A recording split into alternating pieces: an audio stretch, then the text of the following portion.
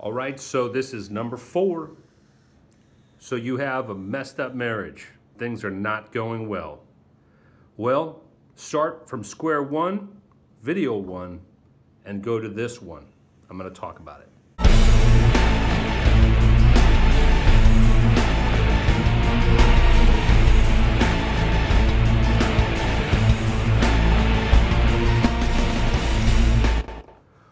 Okay, so this is going to be interesting, but I really kind of want to give some instruction. Now, this is not something I like to do, but I think it's imperative. Some of you guys are really struggling in marriage right now. It's holding on by a thread, if even that. I hate this.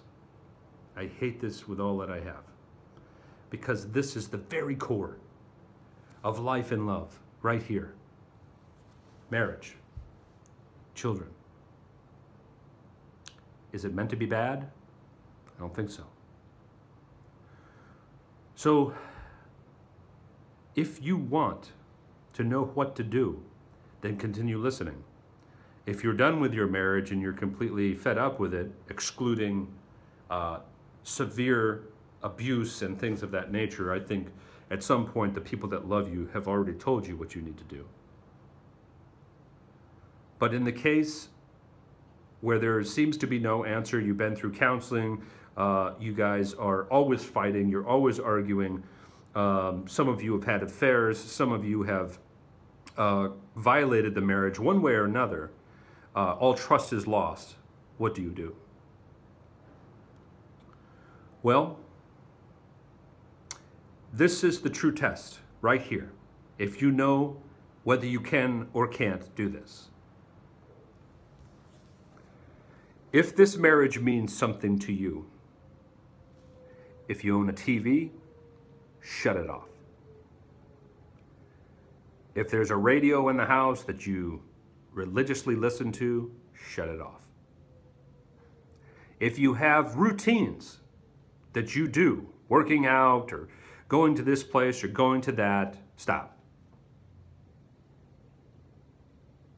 You need to know where you stand and how important marriage is to you, this person that you've dedicated your life to. I told you guys in the earlier ones that we're selfish. We're very, very selfish. This is why marriages don't work. This is why you should not get married if this is something that you just believe that you can do. If you are in this crisis of deciding whether to stay or whether to go, this is your instructions.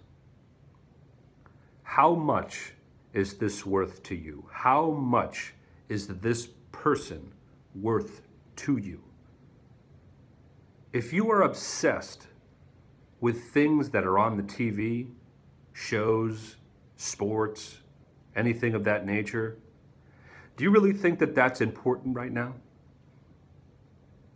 Do you really think that the chip that you have on your shoulder, having nothing to do with your spouse, is worth the grief that you're giving them?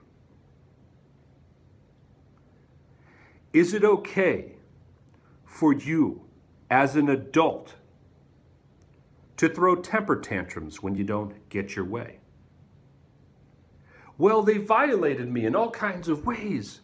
They won't pay attention to me. They won't do anything. Okay. Now that they are paying attention to you, what are you doing? Still complaining. Guys, I can go on and on and on with the things that I've seen and heard, including myself. But what's important here? Everyday life, the hustle and bustle, or the person that you're going to hold their hand as they die? All the way up until then. What's important to you? I've told you this before. There was a survey done by hospice nurses. Top 5 things that someone says at the end of their life. The very number one thing is, I wish I would have loved more. That is a regret. The number one regret is what you're doing today that important? Are the things that you're obsessed with that important? Does it matter? Does it matter that you work out like a freaking fiend? Does it matter the shape that your body's in? Who are you doing it for anyways? Oh, I'm doing it for myself, of course. Yeah, everybody says that. I'm not an idiot. And I know a lot of people are, and especially not your spouse. If your clothes are too important, if your habits are too important, guess what? All of these things lead to this point right now, your struggle. So I'm going to give you these instructions, and I want to know how it went. You sit in front of each other, and if you can, if all trust has not been lost, knee to knee, eye to eye, and hand in hand, you look at each other and ask the question, what happened? What did we do? Shut off your defenses, shut off everything, because up until this point, either you had it at first or you just never had it. You lost trust and you never fell.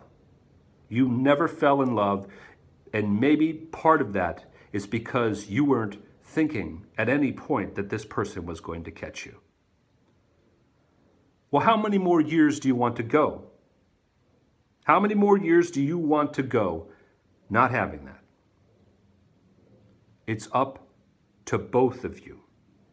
If you're in total chaos and you can't even sleep with this person in the same bed, what happened? You're going to go your whole entire life not doing this if you decide not to do what I just said. You guys need to fall. You guys need to throw anything at each other that needs to be thrown. And I don't mean in insults and things of that nature. I mean you bare your soul to that person. No more selfishness. Let it go. It is so important. And you're thinking, grass is greener, grass is greener. There is no greener grass. There's just other grass with its own problems. If you're thinking about an affair, I could not be any more serious.